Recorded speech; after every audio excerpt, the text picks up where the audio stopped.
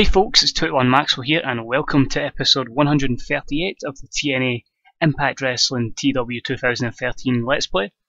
You join us for TNA Crossfire, our first show on the road now towards Bound for Glory, our big pay-per-view of the year.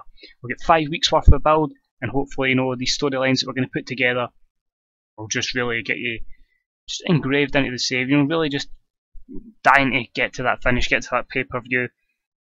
And hopefully some of the stories pay off, we make some superstars, and we have some stories that can continue on to the next run to Bound for Glory. But today we're managing 18 segments to take up just over the 2 hours, a little bit of an overrun, and we have 5 pre-show matches with just people that maybe want to build up in the next couple of weeks and months, and just to bulk our roster up. So with this show, we're booking it from, I can't remember, the Wells Fargo Arena in the southwest region. So just hoping to get a good pop from there. But without any further ado, guys, we had a very good pay-per-view. We had I think, what was the rating we got? An 88, which is very good. An 80 and an 85 in our last couple of shows. So if we can keep these kind of shows up, then hopefully we're in for a good show here. So sit back, relax, guys, and here we go. Here is TNA Crossfire. So in our opening pre-show match that had some good action but not much in the way of heat, we had Eric Young and James Storm defeat Crime Time in 7:19 when Eric Young defeated Chad Gaspard with a Death Valley driver. Considering the lack of push that James Storm and Eric Young have had, a C-59 is very good. Obviously great chemistry from Crime Time, and the announce team did a good job.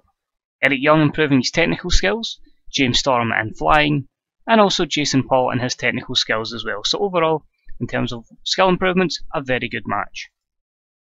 The negatives here, quite a lot, mostly for James Storm. Low morale, a lot of guys there holding back. But again, this always happens on television and we just need to learn it happens. Our second pre-show match and about that had some solid in-ring action but not much in the way of heat. We had Jake the Great Carter defeat Rob Van Dam in 5:43 with an avalanche. This was a D44, just a simple match putting Jake Carter over as RVD's contract's about to expire. There were no skill improvements, and the dirt sheet just says a lot for RVD. So that's why we're pretty much letting them go. Next up in a match that had some good action but not much in the way of heat, Jesse Sorensen defeats Billy Ray in 6:29.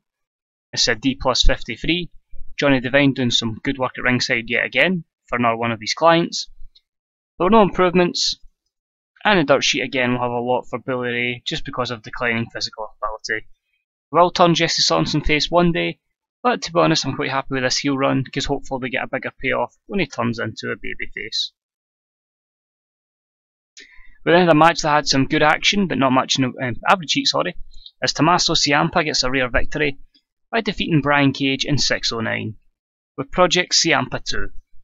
A C-57. The announcing team was okay, no skill improvements, but a rare victory for Ciampa.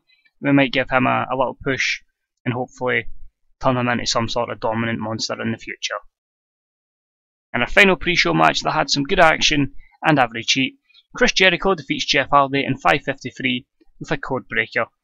This was a C62, which is okay considering where these guys are at their career. No skill improvements, and the dirt sheet just is mostly negatives for, weirdly enough, both guys having declining physical ability, so we're going to phase both guys out, but Jericho's always going to be a good hand in terms of just like talk segments and stuff like that, so we'll keep him about in that kind of capacity. We start the show off with not Pyro, but the entrance of the new #1 contender for the TNA World Heavyweight Championship, Ethan Carter III. Whoa, what can I say? What a year it has been for EC3. From beating the likes of the legendary Undertaker, to beating Samoa Joe, to beating Adam Cole for the #1 contendership for the TNA Championship. It's been a hell of a ride we've been on, and I couldn't do it without you, the fans. It just happens to be that Samoa Joe is the world champion. And well, if I've beaten him before, you've got to think if I give my...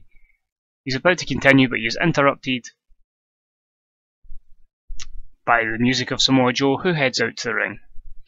Excuse me, just because you've beaten me before doesn't mean you can beat me again. Have you seen what I've done to my latest opponents? Where's CM Punk now? Look how I destroyed Taker. Even Bobby Roode couldn't defeat me. You got lucky a few times and you get lucky last night. Next up is Adam Cole's music, and he heads to the ring. So it continues our title feud storyline that we're just starting, and that's a B82 as we get ready for Adam Cole to speak. A few negatives there, but overall I'm pretty happy. Cole enters the ring with a mic. Whoa, EC3, what's your problem? You won last night, great, you got lucky. But to come out here with all these fans and insult me and insult our fine champion Samoa Joe, that's just disgraceful. I mean, let's be honest, if you'd take on me and Joe, you'd probably lose. Hell, if you take on both of us, you probably wouldn't make it out of this ring alive. EC3 says, is that so? How about we see about that? EC3 is geared up, he's ready to fight when Bobby Roode's music and he heads to the ring. Gentlemen, relax.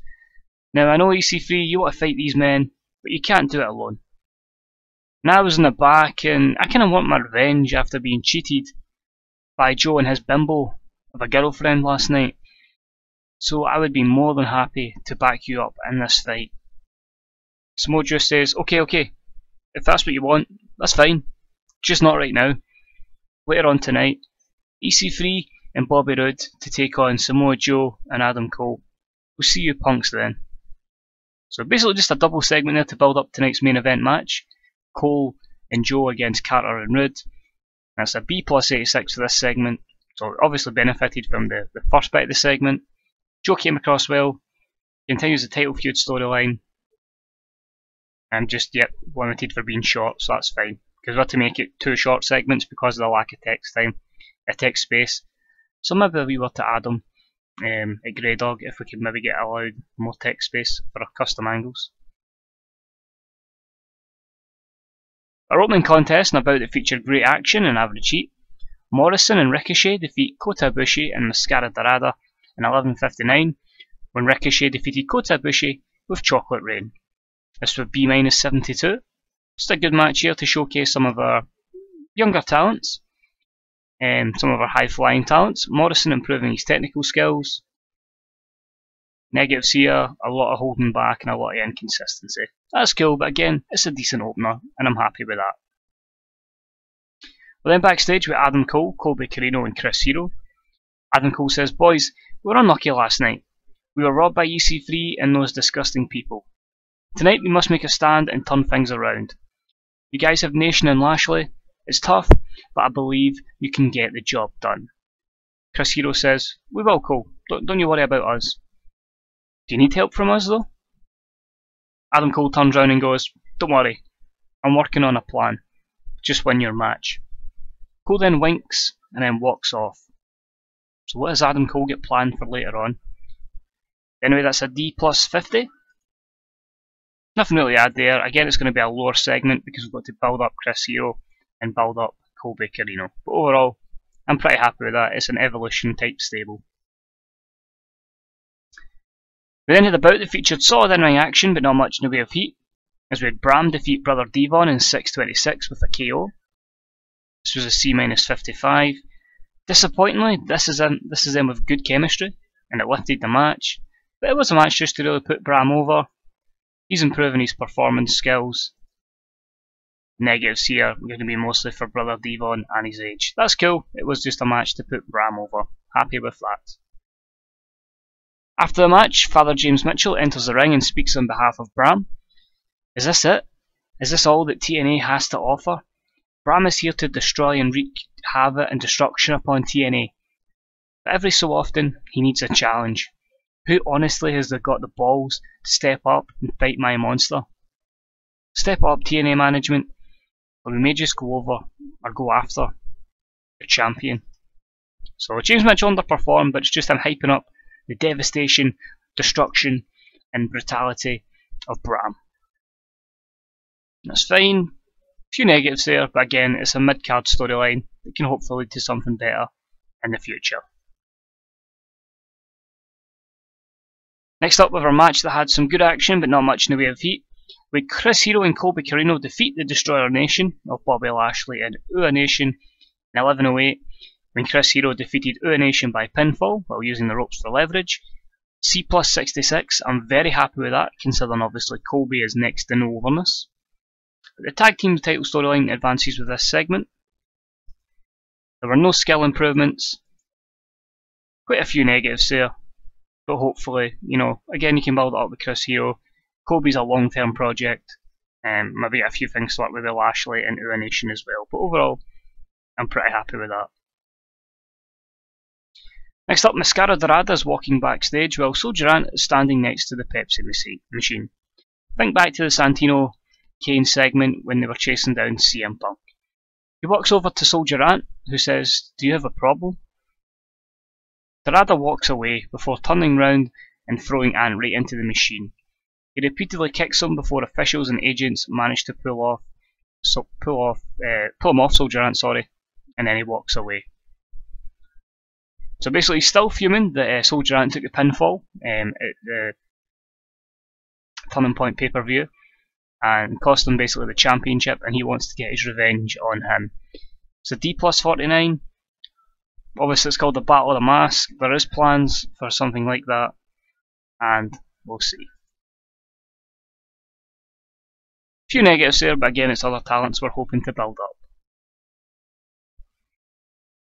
In the ring for the next match is Divine Entertainment's Pinky Sanchez and DJZ. They're with our manager Johnny Devine. However, the GM for Crossfire, Steve Austin, is back, and he's calling the shots from his office via the Titantron. Sanchez, DJZ, Devine, you sons of a bitches. I know you were the guys who attacked me and put me on the shelf to help Kurt Angle. So, beginning tonight is your punishment. You will face the elite team of Alex Kozlov and Rocky Romero, the Forever Hooligans. We're building up that Austin knew these two guys attacked him, and this is the start of their punishment. A B-74. Again, just a wee negative there with DJZ and Sanchez, but another talents that we're building up for the future, and again, I'm happy with that. And then about the features, great action and average heat. The Forever Hooligans defeat Divine Entertainment in 6:33 when Rocky Romero defeats DJZ by pinfall. A C+71. Usual good excellent chemistry from the Forever Hooligans. No skill improvements. And the dirt sheet has obviously negatives for poor gimmicks, inconsistency, holding back. The usual when it's on television. So again, I'm pretty happy with that. It's not the main event, it is the upper mid card, and guys will try to push to upper mid card, so I'm pretty happy with that. The winner of the match that featured great action and average heat is Masato Yoshino. Defeats Hawkins in 6:25 with the Lightning Spiral. Disappointing, this was them with good chemistry, and it gets a C61. But just giving these guys some TV time, no skill improvements, and a few negatives there, which is quite disappointing. But then backstage with Adam Cole, and he is seen talking on his mobile phone. The camera zooms in and all we hear is Adam Cole saying, "You'll be here tonight, yeah? Good. Don't screw this up." And then Adam Cole hangs up. So he's speaking to somebody on the phone. But who is it? And that's a B-76 from Adam Cole. Usual negatives there. I need to sort his gimmick out. I need to get a list of everybody that's got a poor gimmick and give them proper nailed on gimmicks that work. I think he's one of the ones that's just recently changed it, so I don't think we'll be able to change just so soon, but that's what it is. We then see former Knockouts champion Angelina Love come to the announce booth to talk to Mike Tenay and Matt Striker as they look to discuss last Sunday's match where she lost the title to Ivelisse, but also to scout tonight as Ivelisse teams with Mia Yim against Melissa and Beth. A D+53, and just as showing that she's lost the title, but she's still relevant. The Knockouts match itself had some good action but not much in the way of heat, as Ivelisse and Mia Yim defeated Melissa and Beth in 7:14 when Ivelisse defeated Melissa by pinfall. A C+67, very good for 4 knockouts. Excellent chemistry between Ivelisse and Mia Yim. The women's storyline advances. Beth improving performance. Mia Yim with technical and Ivelisse with rumble.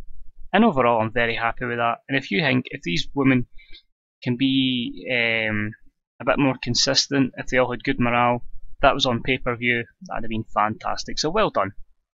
Absolutely delighted with that. That would have been a B- on pay-per-view. Next up, in a match that had some good action and average heat, we had Shinsuke Nakamura defeat Paul Burchill in 707 with a bomb IE. That's okay, I'm quite happy with that. I thought these were two guys that would work. Kind of hoped for a bit higher than a B72, but again, it does the job. It's okay for a co-main event. We just need the main event to really deliver. Negatives there, just really more so for Nakamura.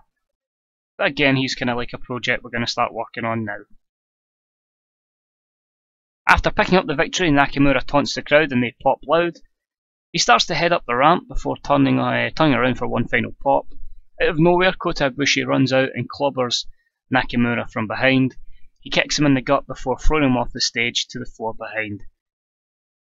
Nakamura's literally just been thrown off the stage, which is like, holy shit, quite a brutal attack. He's been now looked after by EMTs, and what a sick action there from Ibushi as he wants to get revenge for his loss on Sunday. The Japan storyline advances, and a nice wee B-76 here, which will take us near our main events now. We then have a hype and a video, and then a hype graphic recapping the opening to the show and highlighting the fact we're now going to see Samoa Joe and Adam Cole take on Bobby Roode and EC3. It's a B78, we just need the match to deliver. I think we're going to lose pop here. I was kind of hoping that would steal the show with an A rating. But a B82, in a match that had some excellent in-ring action and great heat from the audience. Samoa Joe and Adam Cole defeated Ethan Carter III and Bobby Roode in 15:55, when Adam Cole defeated Bobby Roode by pinfall with a Florida key. During the match, we had Davey Richards run in and attack Bobby Roode. So B82, Davey Richards is now going to join Adam Cole, Chris Hero and Colby Carino in their little stable. It continues the title feud. Bobby Roode improves Rumble and performance skills, Samoa Joe also in performance, and Adam Cole in Rumble skills. And the dirt sheet has just negatives for everybody holding back, EC3 with a bit of stamina, the length, so that's always going to be a problem with EC3, stamina and length, and just the crowd being burnt out. But overall, a B80 isn't the end of the world. We don't lose any pop, and of course this show is just shown in America. So it's not too bad in that sense, we don't lose any pop, and we just need to make sure that Impact nails everything out the park. But thank you for tuning in, guys. If you enjoyed the episode, smash the hell out of that like button. If you've got any comments regarding storylines, any predictions for what you think the card's going to be at Bound for Glory, apart from the main event since we know that, or just any general TW or wrestling questions, or just anything you're finding in the world of professional wrestling or TW, just put it in the chat or the comments section. Always good to have debates, always good to have conversations on wrestling, and everybody can learn something from other people on TW. But that aside, guys, thank you for watching. If you haven't already subbed, hit the sub button. It means a lot, and we can keep building this channel up and let a lot more people be exposed to the world of Total Extreme Wrestling, because obviously this is a Football Manager channel as well. Maybe some of them think, alright, what's this wrestling game? And we can get them into the game as well, and it only benefits everybody. But apart from that, guys, thank you for watching, and I shall see you next time for TNA Impact Wrestling. Bye bye.